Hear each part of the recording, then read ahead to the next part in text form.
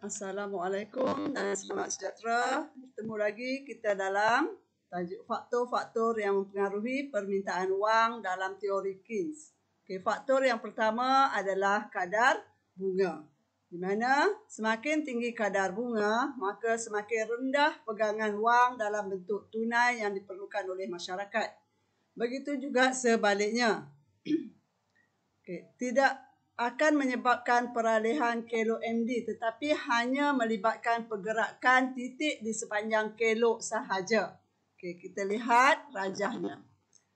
Ini adalah hanya bergerak di atas kelok yang sama sahaja. Apabila kadar bunga rendah, maka permintaan atau kuantiti wang yang diperlukan oleh masyarakat adalah banyak.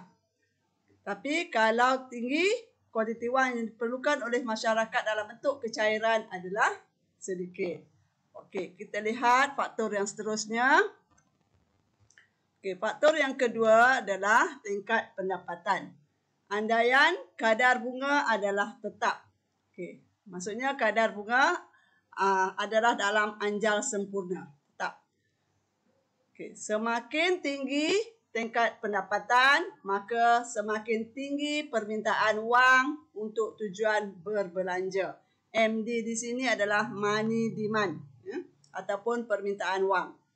Maka ini akan mengalihkan kelok permintaan wang atau MD ke kanan. Begitu juga sebaliknya.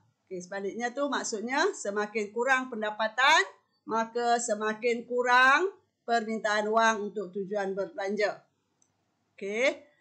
Kemudian yang seterusnya adalah tingkat harga umum. Dengan andaian kadar bunga dan tingkat pendapatan adalah tetap. Sekiranya harga umum semakin meningkat, semakin banyak duit yang diperlukan untuk berbelanja. MD ataupun permintaan wang akan meningkat. Jadi kelok MD akan beralih ke kanan. Begitu juga sebaliknya. Kemudian perubahan pendapatan negara. Jika pendapatan negara bertambah, maka akan menyebabkan pertambahan permintaan wang ke kanan. Dan sebaliknya berlaku. Yang seterusnya adalah perubahan inovasi keuangan. Perubahan inovasi keuangan ini adalah seperti penggunaan kad kredit, penggunaan kad debit, kad pintar mesin ATM dan sebagainya. Apabila ini banyak digunakan, menyebabkan permintaan wang akan beralih ke kiri. Kalau penggunaan kad kredit, kad debit banyak. Namun begitu, kalau penggunaan kad kredit, kad debit, kad mesin ATM ni berkurangan, maka permintaan wang akan bertambah ke kanan.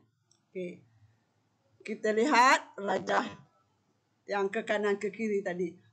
Ini akibat daripada perubahan yang cikgu sebutkan tadi, iaitu perubahan pendapatan negara, perubahan inovasi, perubahan tingkat harga umum.